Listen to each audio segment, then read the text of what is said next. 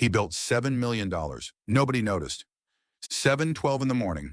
A Thursday, a hardware store, aisle 14, a man holding a bottle of drain cleaner. His phone screen lights up. An email from his accountant. Subject line, Q2 portfolio summary, final. He reads it once, then he reads it again. Then he puts the phone back in his pocket, picks up the half-inch pipe fitting, and walks to the register. That's it. That's the whole moment. $7 million in the universe offered him absolutely nothing. Now, here's what I want you to stay for. Because this video is not about the $7 million. It's about one question he asked 11 years ago that most people walk past every single day. And the answer to that question built everything. 11 years ago, a cold Tuesday afternoon, a hospital break room, a broken vending machine with a handwritten out-of-order sign that someone had taped on 3 weeks ago and nobody had removed. Everyone who passed it felt mildly annoyed. He stopped, not with frustration, with something quieter, something that looked almost like curiosity. He looked past the machine, past the metal, past the buttons, into the ownership layer underneath it, and he asked one question: who actually owns this thing? 40 minutes on a slow laptop that night. 40 minutes longer than almost anyone else would ever bother. What he found: one man, a dozen machines across 3 buildings, $80 a month per machine after product costs. Not glamorous, not interesting to describe at a dinner party, but he did the math. And the math did something permanent to his brain. One machine, $80 a month, 5 machines, 400, 25 machines in high-traffic locations, nearly $3,000 a month.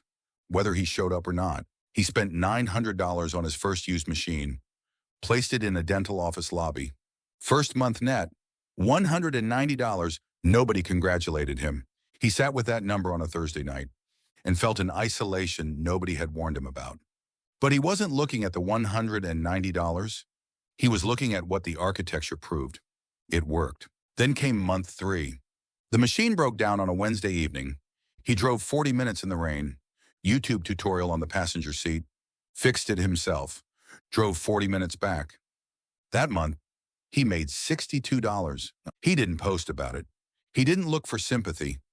He opened a plain spiral notebook and wrote, month 3, compressor, fixed, cost, 0, time, 4 hours.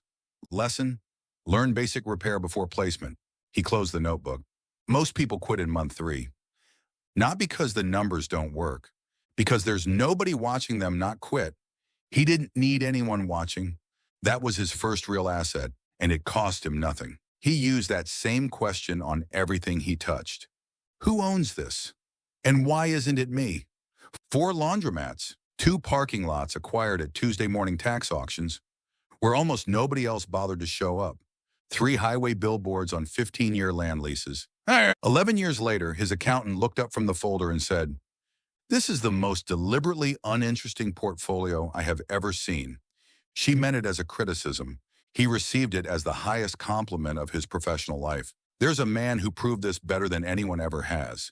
His name was Ronald Read. He pumped gas for 25 years, drove a used car, repaired his coat with safety pins. Nobody knew his name. When he died at 92, he left $6 million to the local library and $1.2 million to the hospital. Quietly, without telling a single person, the performance of wealth and the reality of wealth are almost never found in the same person at the same time. That's not a coincidence. That's the strategy. Year 4, he had 3 machines, 1 laundromat negotiation in progress, and he was exhausted in a way that had nothing to do with work. Because here's the thing about building something quietly. Nobody sees it. No validation.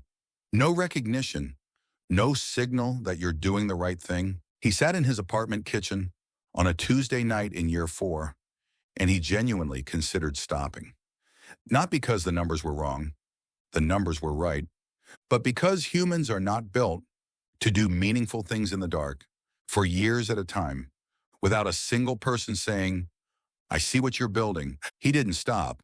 Not because of discipline, not because of willpower. He went back to the notebook.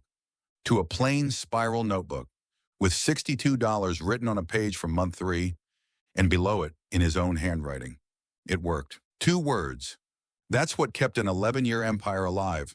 On a Tuesday night in year 4, it worked. He closed the notebook, made coffee, opened the laptop, and kept going. His closest friend since college is named Daniel. 3 months ago, Daniel called. His voice was different. He'd been building a food truck for 2 years. Real following.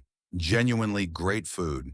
He needed $85,000 to expand. He could have sent that $85,000 before the phone call ended. To his portfolio, that number is less than a month of passive cash flow. He didn't send it because money handed to someone who isn't structurally ready for it doesn't solve the problem. It accelerates the chaos. Cash doesn't fix structural problems. It conceals them until the moment it doesn't. So instead of writing a check, he showed up.